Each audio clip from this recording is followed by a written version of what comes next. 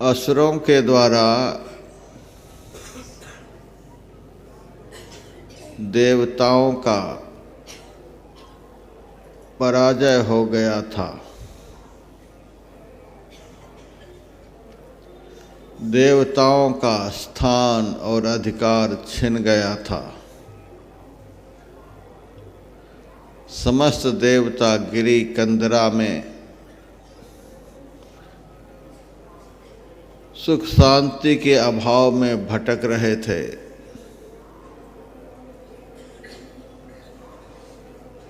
अंततः अत्यंत दुखी होकर उन्होंने भगवान से पुकार लगाई और पुकार सुनकर भगवान ने देवताओं से कहा, देवताओं,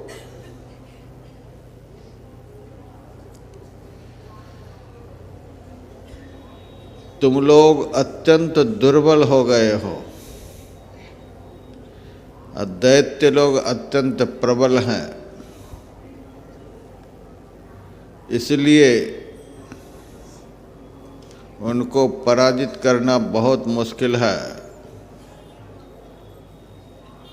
और दैत्यों को पराजित किए बगैर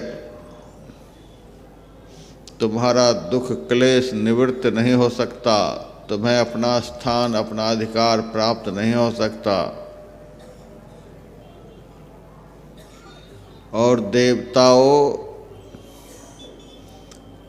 असुरों को पराजित करने के लिए तुम्हें अमृत पान करना होगा।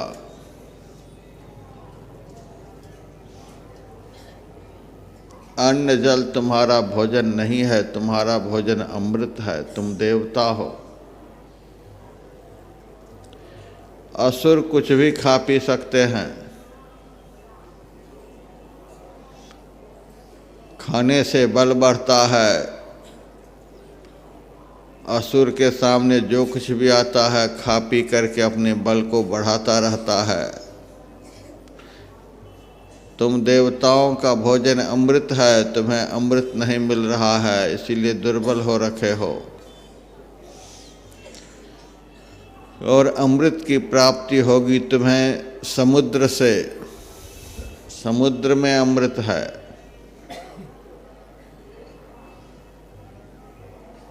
समुद्र से अमृत प्राप्त करने के लिए समुद्र का मंथन करना होगा। समुद्र मंथन से केवल अमृत ही नहीं और भी बहुत से रत्न निकलेंगे। अन्य किसी भी रत्नों से तुम्हें आत्मबल प्राप्त नहीं होगा। एकमात्र आत्मबल को बढ़ाने के लिए अमृत ही सक्षम है। समुद्र मंथन से तुम्हें अमृत प्राप्त होंगे।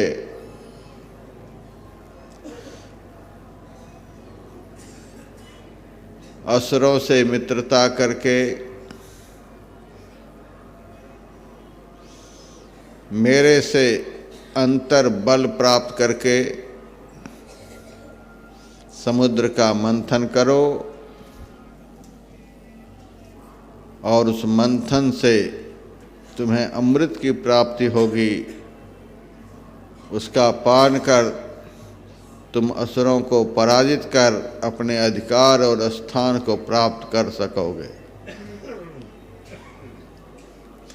भगवत प्रेरणा से देवताओं ने असुरों के साथ मिलकर समुद्र मंथन किया।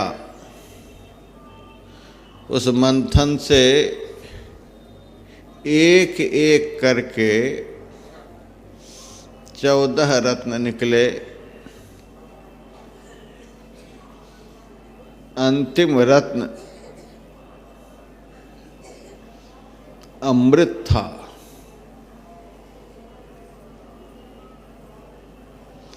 और उस अमृत का पान कर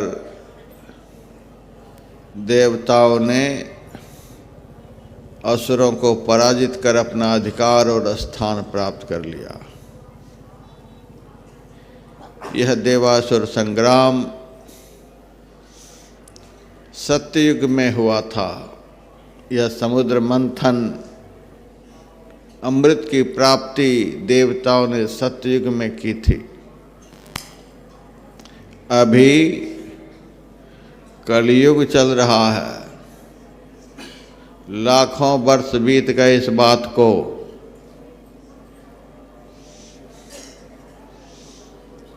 अभी इन बातों को दोहराने से हम लोगों को क्या फायदा है? मेरा विश्वास है हम लोगों को बहुत फायदा है।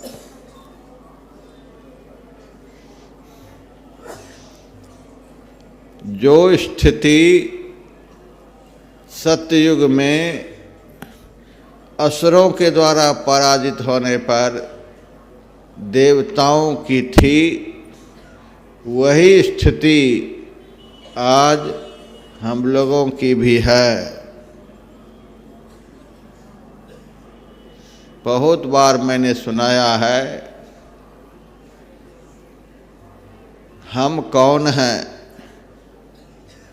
इस शरीर में रहने वाले जीव हैं। इसी जीव को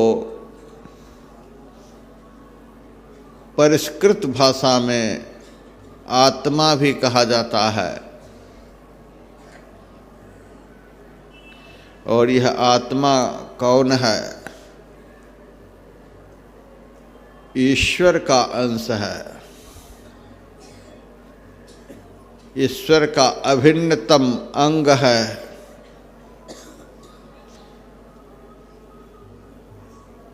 ईश्वर का अंश होते हुए भी, ईश्वर का अभिन्नतम अंग होते हुए भी, एक तरह से ईश्वर की संतान होते हुए भी, ईश्वर के पुत्र होते हुए भी, आज हम अपनी स्थिति पर विचार करें, हम किस स्थिति में हैं।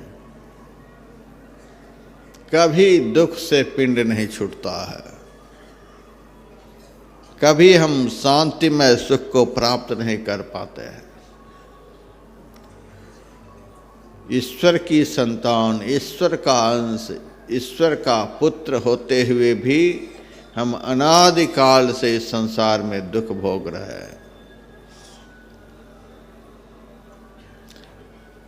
कब तक यह दुख भोगते रहेंगे? जब तक कि अमृत को प्राप्त नहीं कर लेंगे। समुद्र मंथन से बहुत से रत्न निकले थे। उन रत्नों से देवताओं ने असुरों को पराजित नहीं कर पाया था।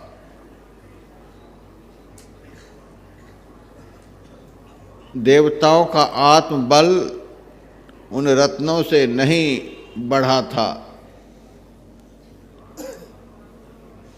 एकमात्र अमृत पान से ही देवताओं को आत्मबल प्राप्त हुआ और असुरों को पराजित कर पाए।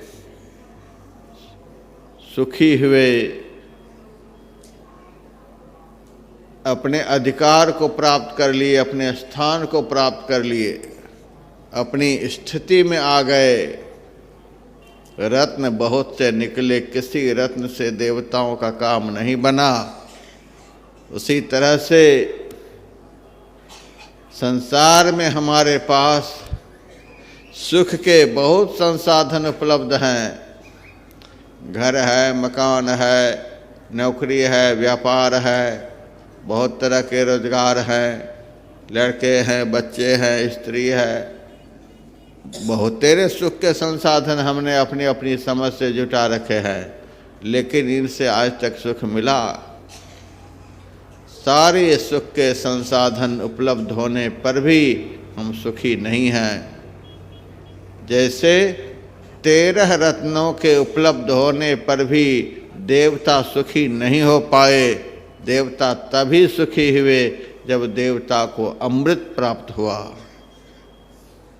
हाथी भी निकले, घोड़े भी निकले, मणि भी निकली, कल्प वृक्ष निकले, लक्ष्मी भी निकली, मदिरा भी, बहुत कुछ निकले, लेकिन उन पदार्थों से देवता का दुख निवृत्त नहीं हुआ, देवता सुखी नहीं हो पाए, देवता असुरों को पराजित नहीं कर पाए।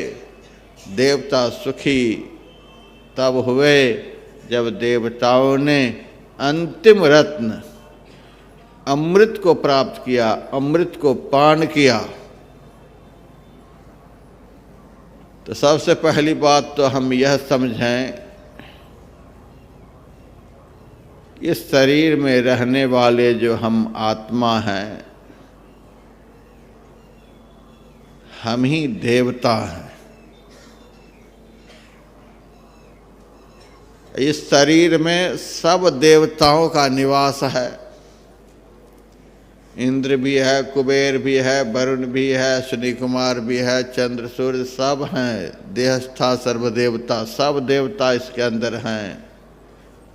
लेकिन हमारे होने से ही सब देवता इसमें हैं। हम निकल जाएंगे शरीर से, कोई देवता नहीं रहेंगे, तब ये शरीर मुर्दा हो जाएगा, तब देवता का घर नहीं कहलाएगा। जब तक हम इस शरीर में हैं तभी तक सारे तीर्थ इस शरीर में विराजमान हैं। हमारे शरीर से निकलते ही यह शरीर मुर्दा हो जाएगा, उपेक्षा के युग हो जाएगा, कोई इनको पूछने वाला नहीं होगा। हमारे होने से ही सारी विद्याओं का अस्तित्व है। हम इस शरीर से निकल जाएंगे, यह शरीर जड़ हो जाएगा। हमारे होने से इसके भीतर में सब विद्या है, सब तीर्थ है, सब देवता है। इससे सिद्ध होता है सारे तीर्थों से श्रेष्ठ हम हैं, सभी विद्याओं से श्रेष्ठ आत्मविद्या है, और सभी देवताओं से श्रेष्ठ आत्म देवता है। सबसे बढ़कर हम हैं। हमारे होने से ही शरीरस्थ सभी देवताओं का अस्तित्व है। सभी देवताओं को अस्तित्ववान बनाने वाला जो देवता है, उस देवता का नाम है आत्मदेव। और देवताओं के राजा को ही इंद्र कहा गया है। वेद में जहाँ इंद्र शब्द का प्रयोग हुआ है वह आत्मा के लिए हुआ है, परमात्मा के लिए हुआ है। इस शरीर में रहने वाले जो हम आत्मा हैं, हमारा ही नाम इंद्र है। इंद्र स्वर्ग का राजा है। इंद्र वहाँ का राजा है जहाँ अंधेरा नहीं होता है। इंद्र वहाँ का राजा है जहाँ दुख नहीं होता है। इंद्र वहाँ का राजा है जहाँ अपवित्रता नहीं होती है। इंद्र वहाँ का राजा है जहाँ कोई पराया नहीं होता। ऐसी जगह पर रहने वाला यह जीव है। हमारा स्थान इस शरीर में जहाँ पर है, हमारा निवास इस शरीर में जहाँ पर है, वहाँ यदि हम स्थित हो जाए, वहाँ यदि हम स्थिर हो जाएं, वहाँ से इंद्रियों के माध्यम से नीचे की तरफ, विषयों की तरफ, नौ द्वारों की तरफ, संसार की तरफ नहीं जाए, कम से कम इस शरीर में हमारा निवास अभी जहाँ है वहाँ भी स्थिर हो जाए, तो हमारे जीवन का सारा दुख एक ही क्षण में समाप्त हो जाएगा। ऐसी जगह पर हमारा निवास है।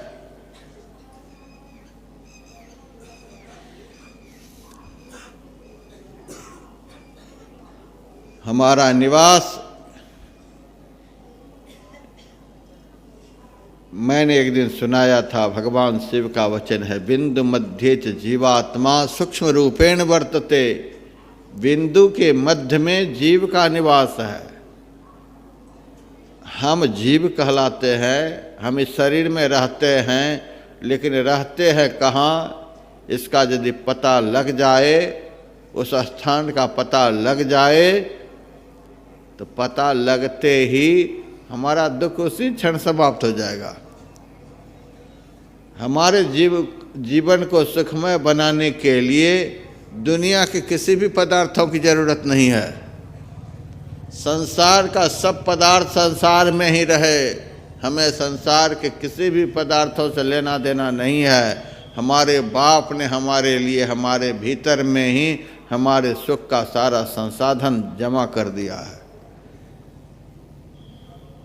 सब किछु घर मही बाहरी नाही, बाहरी टोले सो भरम भुलाही, गुर प्रसादी जिन अंतरि पाया सो अंदर बाहर सुहेला जेऊ। कौन माँ बाप अपने बच्चे के लिए कुछ करके नहीं जाता है।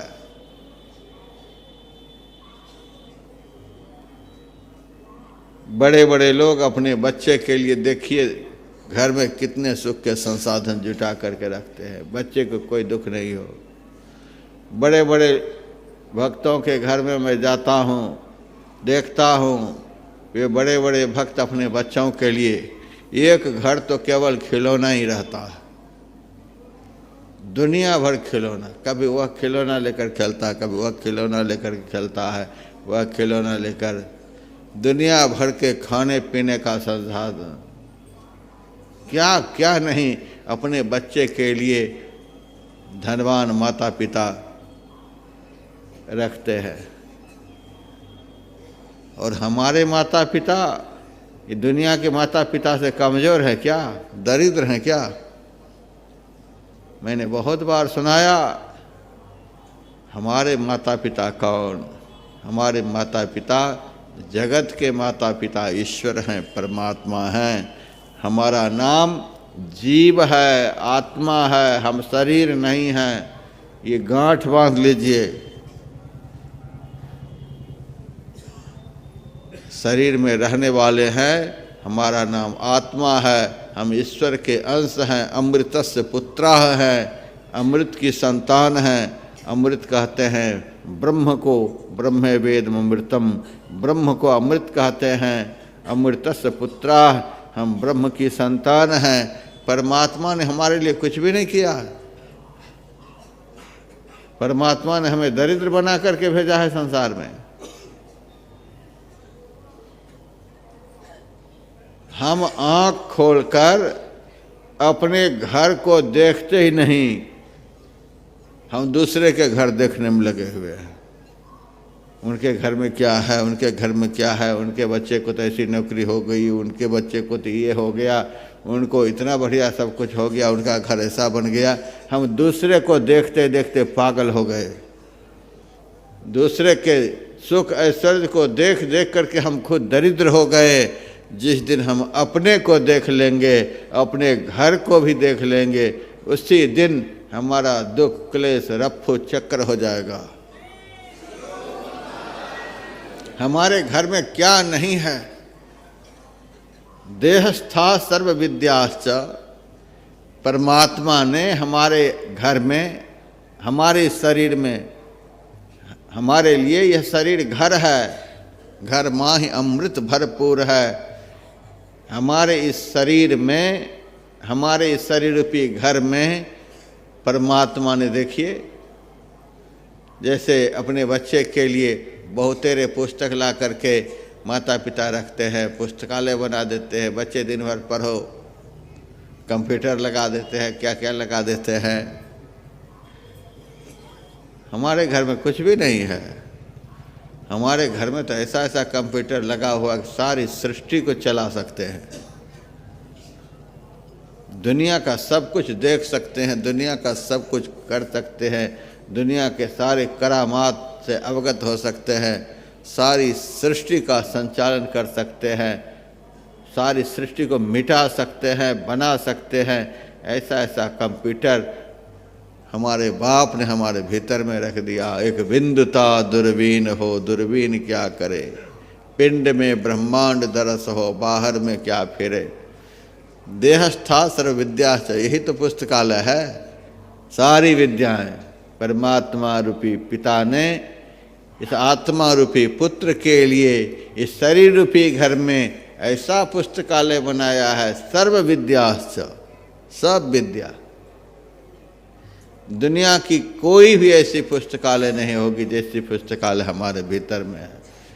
स्वामी विवेकानंद जी महाराज कहते थे, मनुष्य का मस्तिष्क अनंत ज्ञान का भंडार और अछोर पुस्तकालय है, लेकिन इसकी चाबी गुरु के हाथ में है। पुस्तकालय की चाबी तो किसी के हाथ में रहती है। हमारे भीतर में जो परमात्मा ने जो पुस्तकालय बना रखा है, जिस पुस्तकालय में सृष्टि की सारी विद्याएं हैं, उस पुस्तकालय की चाबी भगवान बच्चे के हाथ में थोड़े चाबी पकड़ा देंगे, कहाँ वो चाबी को फेंक देगा पता नहीं। चाबी तो कोई जवाबदेह आदमी के हाथ में पकड़ाया जाता है। सबसे ज़्यादा जवाबदेह इस आत्मा रूपी बच्चे के लिए यदि संसार में कोई है तो सद्गुरु है। सद्गुरु के हाथ में चाबी है। इस पुस्तकालय की चाबी सद्गुरु के हाथ में। सारी विद्याएं हमारे घर में पुस्तकालय बना हुआ है। देहस्था सर्व विद्याश्च, देहस्था सर्व देवता। हमारा बच्चा देवी देवताओं के चक्कर में कहाँ कहाँ भटकेगा। सब देवता को हम इन्हीं के घर में बैठा देते हैं। परमात्मा ने 3300 कोटि देवता को खिलौना बना करके हमारे घर में बैठा रखे हैं। हमारे बच्चे को देख रेख करते रहना। परमात्मा ने 3300 कोटि देवता को अपने बेटे के देख रेख में नौकर चाकर बना करके इस घर में घुसा रखे हैं। आँख में सूर्य चंद्रमा को बैठा रखे हैं। हमारे बच्चे को देख रेख करते रहना, कोई तकलीफ न होने पाए। कान में 10 दिक्पाल है, देखते रहना हमारे बच्चे को। नासिका में अश्विनी कुमार, जीभ में वरुण, मुंह में अग्नि, हाथ में इंद्र, पैर में विष्णु, गुदा में गणेश, यम, नाभि में विष्णु भगवान, लिंग चक्र में ब्रह्मा जी, हृदय चक्र में शिव जी, कंठ चक्र में सरस्वती। इस प्रकार से हमारे शरीर के अंग अंग में समग्र इंद्रियों के द्वार पर देवताओं को नौकर चाकर बना करके बैठा रखे हैं। जिस दिन हम अपने स्वरूप को समझ लेंगे, जान लेंगे कि हम क्या हैं, उस दिन पता चलेगा सब देवी देवता हमारे नौकर चाकर हैं। कोटि देवी जहाँ खड़ी हैं चेरियाँ, कोटि फन सहसना मरम जानी, दास पलटुक है बड़े दरबार में, इंद्र हैं कोटि तहाँ भरे पानी। इंद्र कुबेर को तो पानी भरने के लिए आपके भीतर में बैठा रखे हैं। देहस्था सर्व देवता, नौकर चाकर बना करके सब देवता को आपके भीतर में बैठा रखे हैं। हमारे बेटे को कोई तकलीफ ना हो, हमारे बेटे को कोई पुस्तक ढूंढने के लिए दुनिया में कहीं जाना नहीं पड़े। घर में ही पुस्तकालय बना रखे हैं, सारी विद्याएं। और हमारे बेटे को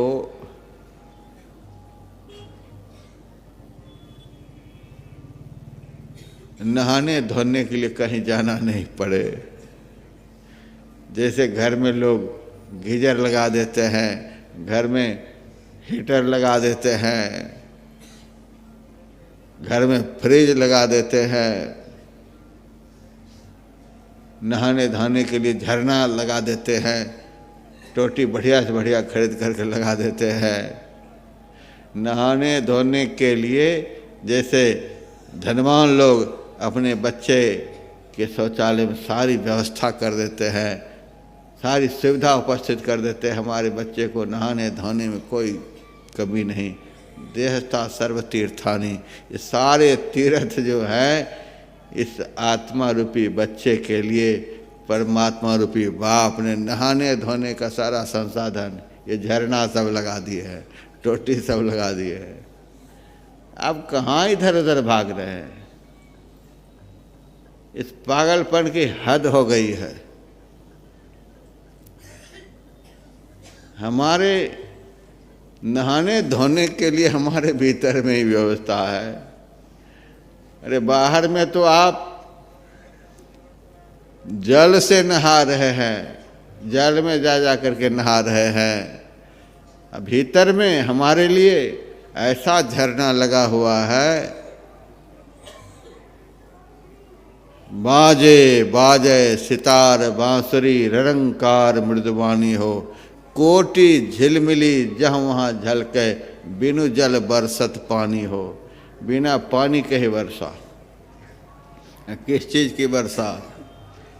12 मास बूंद जहाँ बरसे, रैन दिवस वहाँ लखिन परे, बिरला समझ परे वही गलियन, बहुरिन प्राणी देह धरे। 12 महीने बरसत अमीरस ताल भरे, विमल विमल अनहद धुनि बाजे, सुनत बने जाको ध्यान लगे। सिंगी नाद शंख धुनि बाजे, अबुझा मन जहाँ केली करे, दहकी मछली गगन चढ़ी गाजे, बरसत अमीरस ताल भरे। अमृत की वर्षा, सुखमन के झीना नाल से अमृत की धारा बह रही, अमृत की वर्षा हो रही है। 10वां द्वार में झरना लगा हुआ है, झरझर करके अमृत की वर्षा हो रही है। 9 द्वार से निकलें तब तो 9 द्वार छोड़ने के लिए राजी नहीं, टट्टी पेशाब के कारखाना से निकलने के लिए राजी नहीं, तो अमृत के झरना से जो झरझर करके अमृत झर रहा है, उसका आनंद कैसे प्राप्त करेंगे? कबीर की वाणी में है, रस गगन गुफा में अजर झरे, बिन बाजा झनकार उठे जहाँ, समझ परे जब ध्यान धरे। रस गगन गुफा में अजर झरे, ऐ रसिक गगन गुफा में अजर झरे। गगन गुफा कहा गया है 10वां द्वार को। 10वां द्वार में जो प्रवेश करता है, जब आत्मा की शक्ति समग्र इंद्रियों से सिमटकर, इंद्रिय घाटों से सिमट करके ऊर्ध्वमुख होकर 10वां द्वार में केंद्रीभूत हो जाती है, तब वह अपनी शक्ति का अनुभव करता है।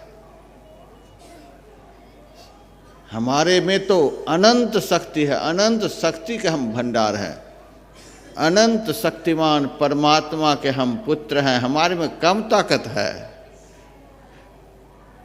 हम अपनी ताकत को भूल गए हैं। हमारी आँख होकर के जो ज्योति की किरणें निकलती हैं, तो धरती पर से देखिए, लाखों मील की दूरी पर सूरज है, देख लेते हैं। किस प्रकाश से सूरज को देखते हैं? यदि सूरज के प्रकाश से हम सूरज को देखते, तो सब अंधा भी सूरज को देख लेता। अंधा देखता है सूरज को? नहीं देखता है। हम अपने प्रकाश से सूरज को देखते हैं, हम अपने प्रकाश से ही चंद्रमा को देख रहे हैं। हम ऐसे प्रकाशमान बाप के बेटे हैं, हमारे अंदर की एक किरणें निकलती हैं तो लाखों मील की दूरी पर जो ग्रह नक्षत्र है उसको देख लेते हैं। हम उस बाप के बेटे हैं कि हमारे कान में ऐसी शक्ति है कि लाखों मील की दूरी पर बादल गरजता है तो उसको सुन लेते हैं। कितनी ताकत हमारे अंदर में है, हम अपने ताकत को भूल गए। हमारे गुरुदेव कहते थे, एक आदमी बिस्तर पर लेटा हुआ है, उनके 2 पैरों को 2 आदमी खींच रहा है, 2 हाथों को 2 आदमी खींच रहा है, सिर को कोई खींच रहा है, चारों तरफ से उनके अंग प्रत्यंग का खिंचाव हो रहा है। ऐसी स्थिति में उसे ताकत का क्या अनुभव होगा? यदि पैर को खींचने वाला पैर को छोड़ दे, हाथों को खींचने वाला हाथों को छोड़ दे, सिर को खींचने वाला सिर को छोड़ दे, और वह आदमी उठ कर के खड़ा हो जाए और अपने दोनों हाथों से किसी को जकड़ कर पकड़ ले, उनकी सारी देह की ताकत उनके हाथों में आ जाएगी। फिर उनके हाथों से छूट करके भागना मुश्किल हो जाएगा। यही तो देवासुर संग्राम है।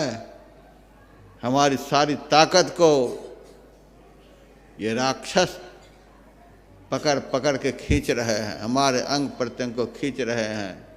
आँख के माध्यम से, कान के माध्यम से, हाथ पैर के माध्यम से हमारे में जो ताकत है, हमारी ताकत को पंच विषयों के बाजार की तरफ खींच रहे हैं। हमें अपनी ताकत का कोई अनुभव हो ही नहीं रहा है। चारों तरफ हमारी ताकत का खिंचाव हो रहा है। 14 इंद्रियां जो हैं, ये क्या हैं? इन इंद्रियों के माध्यम से हमारी ताकत का खिंचाव हो रहा है। हमारी देह में ताकत का केंद्र कहाँ है? इस जीव के लिए जो मैंने सुनाया था, बिंदु मध्य जीवात्मा सूक्ष्म रूपेण वर्तते, दृष्टि की दोनों धाराओं का जहाँ मिलन होता है, जिसको सुषुम्ना कहते हैं, वह सुषुम्ना अत्यंत उद्दीप्त प्रकाशमय नारी है। उसी के मध्य में हमारा निवास है। वहीं से हमारी ताकत को 9 द्वारों होकर के सारी इंद्रियां बाहर की तरफ खींचती रहती हैं। 14 इंद्रियां हमारी ताकत को खींचती रहती है। हमें कुछ अनुभव ही नहीं होता है। यदि आँख की ताकत, जहाँ से ताकत आँख में जाती है, जहाँ से ताकत कान में जाती है, जहाँ से ताकत हाथ पैर में, जहाँ से सारी इंद्रियों में हमारी ताकत फैलती है, वहाँ से हमारी ताकत किसी भी इंद्रियों में नहीं जाए। ताकत हमारी सुरक्षित हो जाए, ताकत का बिल्कुल फैलाव नहीं हो, ताकत बिल्कुल सिमट जाए, तब आप अपने को इतने बड़े ताकतवर समझेंगे कि आपकी ताकत के सामने सारे संसार का ताकत कुछ भी नहीं है। आप अकेले सारे ब्रह्मांड को हिला सकते हैं, सारी सृष्टि को बना सकते हैं, मिटा सकते हैं, सारी सृष्टि को उठा करके पी सकते हैं।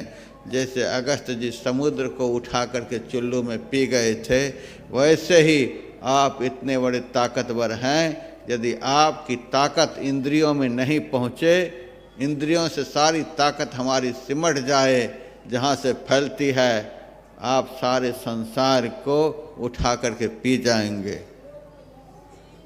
इतनी ताकत हमारे अंदर है। हम इतने ताकतवर हैं। हमारे लिए कितना सुख का संसाधन हमारे भीतर में परमात्मा ने जुटा रखा है। अमृत की वर्षा हो रही है, झरना लगा हुआ है, 24 घंटा झर रहा, 12 मास बूंद जहाँ बरसे, 24 घंटे हमारे भीतर में अमृत की वर्षा हो रही है। और हम पानी में नहाने के लिए इधर से उधर, उधर से उधर भागते रहते हैं, भागते रहते हैं। जो पानी में नहाने के लिए इधर उधर भाग रहे हैं, वो अमृत में कैसे नहाएंगे? अमृत स्नान कैसे करेंगे?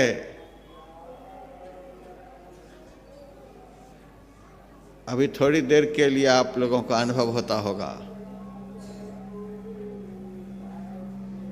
जब तक सत्संग चलता है, तब तक हमें तो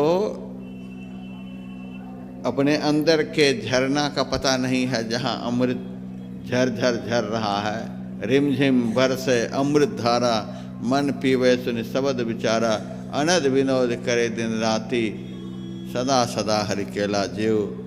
हमें तो उस झरना का पता नहीं है, लेकिन जब तक सत्संग चलता है तब तक सद्गुरु जो अंत साधना के द्वारा उस अमृत को प्राप्त किए हुए होते हैं, वे अपनी वाणी के माध्यम से अपने सामने बैठे हुए भक्तों को अमृत स्नान कराते हैं।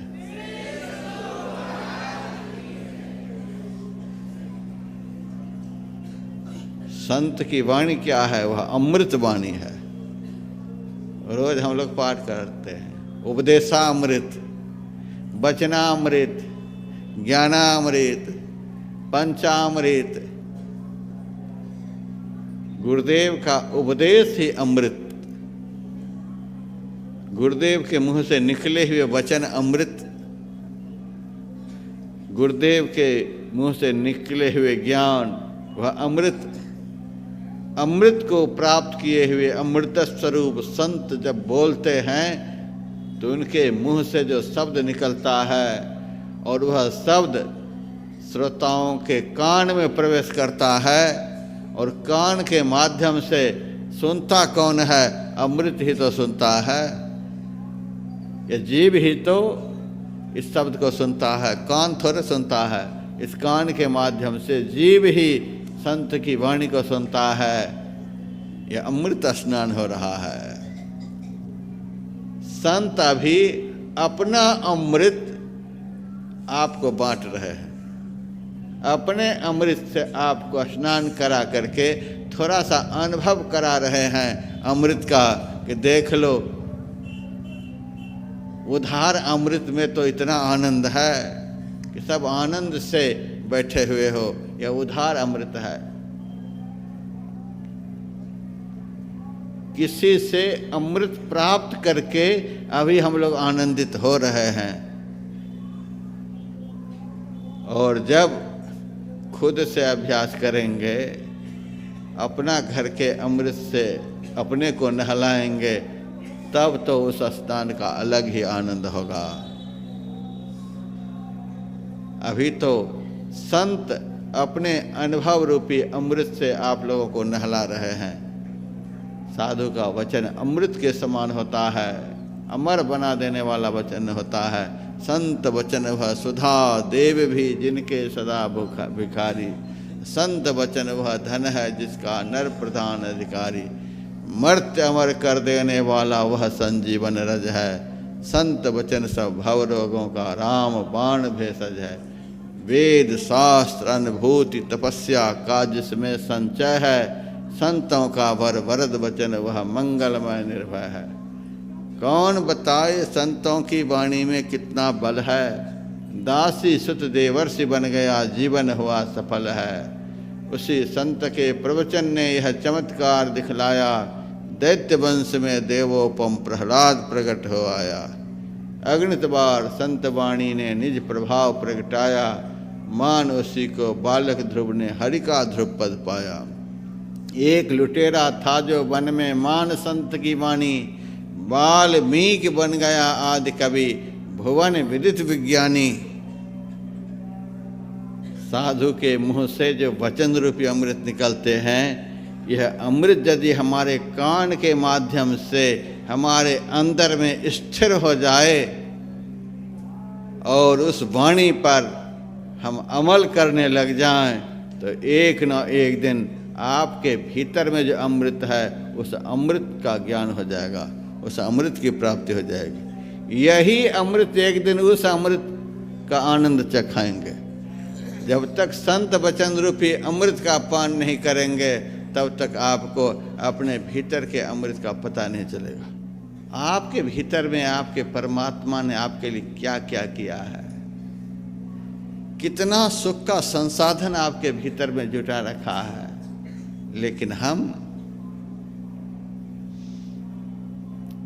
थोड़ी देर के लिए घर में बिजली नहीं आती है तो उससे दुखी होते हैं, नल में पानी नहीं आता है तो उससे दुखी हो जाते हैं। जिसके भीतर में अमृत की धारा बह रही और उसके नल में थोड़ा सा पानी नहीं आता है तो दुखी हो जाता है। जिसके भीतर में अनंत सूर्य को प्रकाशित करने वाला प्रकाश भरा हुआ है, उनके घर में थोड़ी देर के लिए बिजली नहीं आती है तो वह दुखी हो जाता है। जिसके घर में अमृत का कुंड भरा हुआ है वह आदमी जहर के लिए परेशान है, जहर पीने के लिए परेशान है। अमृत का कुंड भरा हुआ है हमारे भीतर में। जिसके घर में सुख के सारे संसाधन उपलब्ध हैं वह जीव बाहर संसार में साकत नर प्राणी सद भूखे नित भूखन भूख करी जाए। हाय सुख, पुत्र में सुख खोज रहा है, धन में सुख खोज रहा है, कहाँ सुख खोज रहा है। संत कबीर साहब कहते हैं, जैसे मृगा नाभि कस्तूरी, जैसे मृगा की नाभि में कस्तूरी पकती है तो उनकी नासिका में खुशबू जाती है। उनकी नाभि में, मृगा की नाभि में, जैसे मृगा नाभि कस्तूरी, जैसे मृगा की नाभि में कस्तूरी जब पक जाती है तो उस कस्तूरी से खुशबू फैलती है। वह खुशबू नाक के द्वारा उसके अंदर में जाती है। उनके मन में होता है खुशबू कहाँ से आ रही है। तुलसीदास जी महाराज भी कहते हैं, ज्यों कुरंग निज अंग रुचिर मद अति मतहीन मरम नहीं पायो, खोजत गिरि तरु लता भौम बिल परम सुगंधि कहाँ ते आयो। कभी किसी लता को सूंघने के लिए मृग जाता है, कभी पेड़ को सूंघने के लिए जाता है, कभी पहाड़ को सूंघने के लिए जाता है, कभी पानी को। ये खुशबू कहाँ से आ रही है? वह खुशबू कहाँ से आ रही है? उनकी नाभि में ही खुशबू है, नाभि से खुशबू निकल रही है। और वह अज्ञानी मृगा बाहर खुशबू को खोज रहा है। वही संत कहते हैं, आत्मी आनंद, आत्म सुख, अमृत की धारा, सुख के सारे संसाधन हमारे भीतर में है। और हम पुत्र में सुख खोज रहे हैं, धन में सुख खोज रहे हैं, नौकरी में सुख खोज रहे हैं, पद प्रतिष्ठा में सुख खोज रहे हैं, कहाँ सुख खोज रहे हैं। जैसे मृगा की नाभि में सुगंधि है, लेकिन वह मृगा जहाँ तहाँ खुशबू को खोजता रहता है, परेशान होता रहता है। कभी बाहर में खुशबू मिलेगी? क्योंकि नाभि में कस्तूरी पकी हुई है। उसी तरह से सारे सुख के संसाधन हमारे भीतर में हैं। इस गुफा मही अखुट भंडारा, तिस बिच बसे हरि अलख अपारा। हमारे शरीर के अंदर ही हमारे परमात्मा रूपी पिता ने हम जीवात्मा के लिए सुख के सारे संसाधन, सब विद्या, सब देवता, सब तीर्थ, ऐसे ऐसे देवता नौकर चाकर बन करके हमारे सामने, जो सृष्टि के पालन करने वाले हैं, जो सृष्टि का संहार करने वाले हैं, जो सृष्टि का सर्जन करने वाले हैं, वे हमारी सेवा के लिए हमारे भीतर में बैठे हुए हैं। इतना बड़ा सुख का संसाधन जिसे प्राप्त है, वह जीव मारे मारे फिर रहा है संसार में। इस जीव का सुख कहाँ चला गया? इस जीव का सुख कहाँ छिन गया? इस जीव के सुख को किसने छीन लिया? तो देवताओं के सुख को किसने छीन लिया था? दैत्य ने छीन लिया था। उसी तरह से हमारे भीतर के सुख को दैत्य ने छीन लिया है। इंद्र को स्वर्ग से खदेड़ कर भगा देने वाला कौन दैत्य था? उस दैत्य का नाम बलि, दैत्यराज बलि। इंद्र को स्वर्ग से खदेड़ने वाला, इंद्र के सारे सुख को छीन लेने वाला दैत्यराज बलि था। उसी तरह से इस जीव के भीतर में जो सारा सुख का संसाधन है, इस सुखमय संसाधनों को छीन लेने वाला जो हमारे भीतर में दैत्यराज बलि है, वह हमारा मन है। हमारा मन ही दैत्यराज बलि है। आत्मा और मन, इन दोनों का जो संग्राम है, इसी को देवासुर संग्राम कहते हैं। ये आत्मा ही इंद्र है, सबसे श्रेष्ठ देवता है यह, इसीलिए इसको इंद्र कहा गया। समग्र इंद्रियों में सबसे श्रेष्ठ कौन है? मन है। इंद्रियाणाम मनोनाथो, एक तरफ देवताओं का राजा इंद्र है और दूसरी तरफ इंद्रियों का राजा मन है।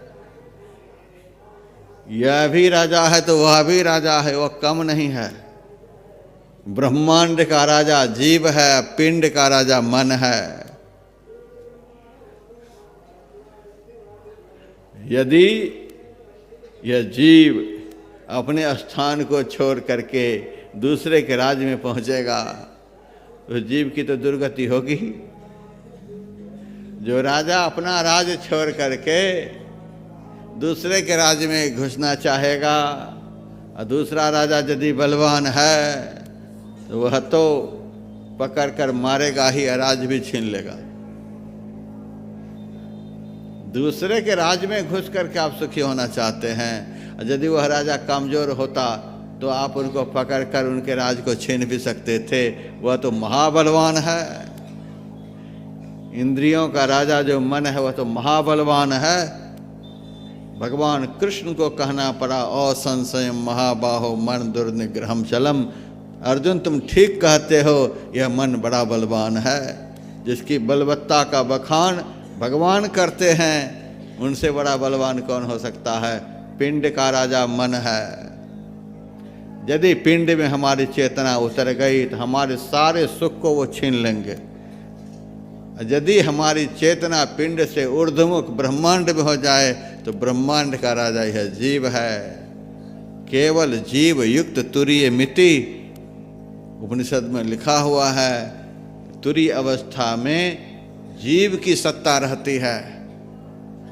3 अवस्थाओं में मन की सत्ता रहती है।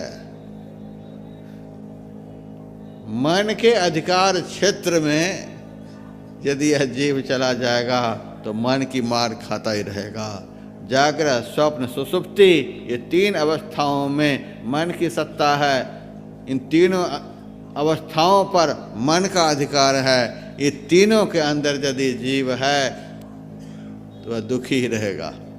हमारे जीवन में दुख का यही कारण है, हमारे सारे अधिकार को छीन लिया, क्योंकि हम घुस गए दूसरे के राज्य में।